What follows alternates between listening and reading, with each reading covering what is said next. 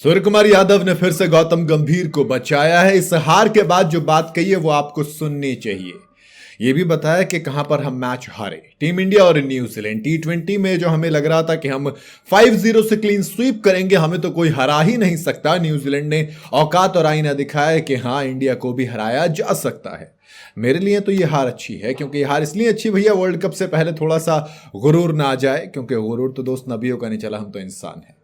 Team India जो पहले bowling करते हुए 215 खाती है, बैटिंग में सिर्फ 165 पर सिमट जाती है। ऐसे में सूर्य कुमार यादव कैप्टन सामने आते हैं और कहते हैं कि देखो, हम चाहते थे एक्सपेरिमेंट करना, हमें ये चीज अच्छी लगी कि हमने वो जो चाहा वो हो नहीं पाया, बट अगेन एक प्रेजेंटेशन के तौर पर बहुत बेहतरीन चीज थी। खुद को वर्ल्ड कप से पहले चैलेंज करना बहुत अच्छी चीज थी। स्काई ने कहा कि मुझे लगता है कि हमने जानबूझकर आज 6 बैटर्स खिलाए। हम 5 परफेक्ट बॉलर चाहते थे और खुद को चैलेंज करना चाहते थे। जैसे अगर हम 200 या 180 रन को चेस कर रहे हो और हम देखना चाहते थे कि हम 2 या 3 विकेट गंवा चुके हैं तो कैसा लगता है। लेकिन फिर दिन के आखिर में ये ठीक है और हम उन सभी प्लेयर्स को खिलाना चाहते हैं जो वर्ल्ड कप स्क्वाड का हिस्सा हैं। हालांकि रवि बिश्नोई नहीं है, लेकिन उनको रेगुलर मौका मिल रहा है, श्रेयस अय्यर को नहीं मिल रहा, ये बात दूसरी है।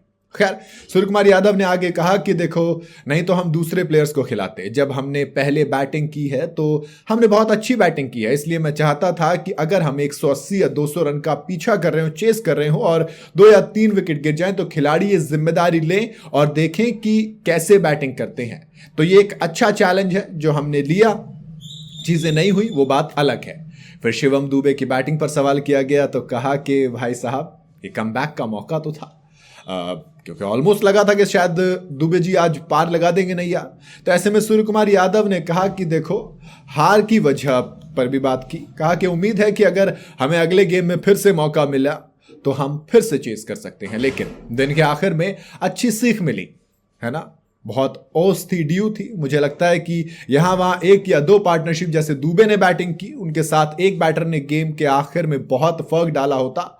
हम 50 रन से हार गए, लेकिन कोई बात नहीं।